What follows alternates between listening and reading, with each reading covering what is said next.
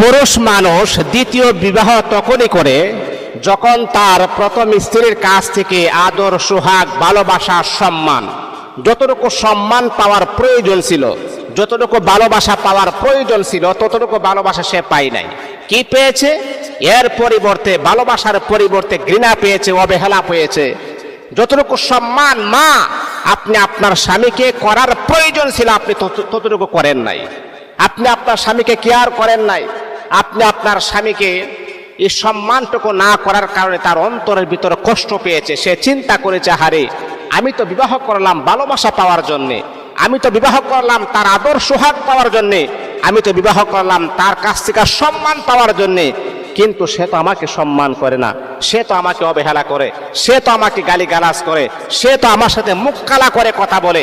মা আপনি যদি এমনটা করেন, আপনার কাছ থেকে অবহেলার শিকার হইতে হইতে